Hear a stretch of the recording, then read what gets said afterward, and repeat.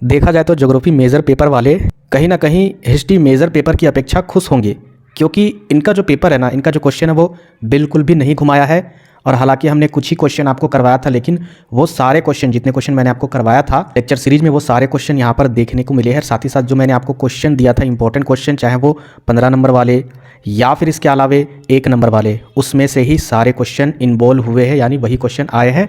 बहुत ही अच्छी खबर है आपके लिए। चलिए हम लोग एक एक करके आंसर को देखते हैं।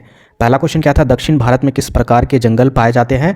तो इसमें बहुत प्रकार के नाम हैं जो भी जंगल पाए जाते हैं। आप मैच कीजिएगा कि क्या लिखिए हो आंसर शीट में। पहला नाम है उष्णकटिबंधीय सदाबहार वन। पहला क्या है आपका, उष्णकटिबंधीय सदाबहार वन। दूसरा है उष्णकटिबंधीय पर्णपाती वन। तीसरा है शुष्क कांटेदार वन। चौथा है सदाबहार पर्वतीय वन। ये चारों में से अगर आप 1 या 2 भी लिखे हो या 1 भी लिखे हो, 1 नंबर मिल जाएंगे। आगे बढ़ते हैं नेक्स्ट क्वेश्चन। और नेक्स्ट क्वेश्चन क्या था आपका, चावल का सबसे बड़ा उत्पादक भारतीय राज्य कौन है। ये क्वेश्चन मैंने आपको करवाया था। इसका उत्तर हो जाएगा आपका पश्चिम बंगाल। इसके बाद देखिए नेक्स्ट आपका, किस प्रकार की चट्टानों में पेट्रोलियम पाया जाता है। इसका उत्तर हो जाएगा अवसादी चट्टानों में। इसके बाद नेक्स्ट देखिए आपका, मालाबार प्रदेश भारत के किस प्रदेश में स्थित है। ये भी क्वेश्चन मैंने आपको करवाया था 1 नंबर वाले क्वेश्चन में। इसका उत्तर हो जाएगा केरल। ठीक है, केरल जो पश्चिमी तटीय क्षेत्र है। आगे देखिए नेक्स्ट क्वेश्चन, भारत में सर्वाधिक नगरीकृत राज्य कौन है। ये भी क्वेश्चन करवाया था, गोवा है। अब यहाँ पर 2 नंबर वाले क्वेश्चन देखिए कितना आसान पूछा है, कुछ भी एक्सप्लेन नहीं करना है। क्वेश्चन अगर हम पढ़ते हैं 2 नंबर वाले जो क्वेश्चन है, यहाँ पर क्या लिखा हुआ है देखिए ध्यान से, right the name of T producer states of India.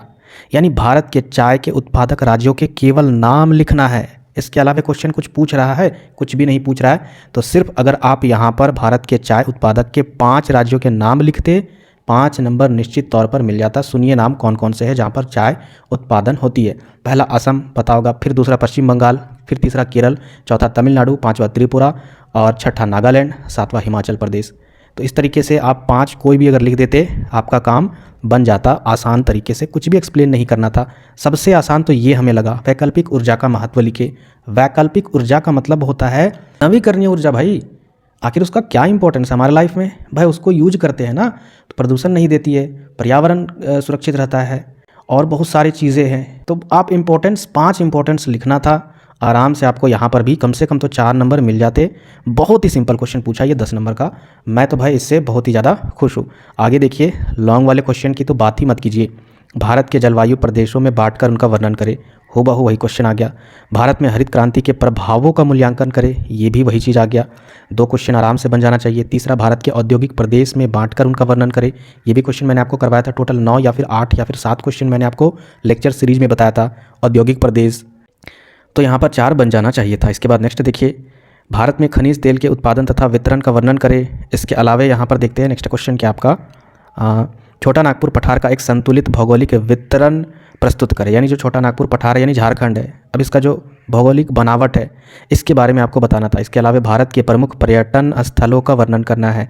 कम से कम तो 5-6 तो पर्यटन स्थल के बारे में आपको जानकारी होनी चाहिए और उसको आप एक्सप्लेन कर सकते थे। इसके अलावा यहाँ पर देखिए, भारत में जनजातियों के वितरण का वर्णन करें।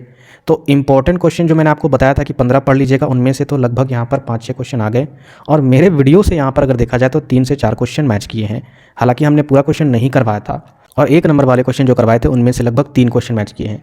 तो भाई क्वेश्चन मैच होते हैं, बहुत ही मुश्किल से मैच करवाता हूँ, ये कोई नहीं करवा पाएगा। बहुत मुश्किल होता है, खास करके 1 नंबर वाले क्वेश्चन बहुत बारीकी से हमें ढूंढना पड़ता है। इसीलिए वीडियो को लाइक जरूर कीजिएगा और सब्सक्राइब करके शेयर भी कर दीजिएगा और भी स्टूडेंट को बताइएगा कि हाँ इससे भी आप पढ़ाई कीजिए।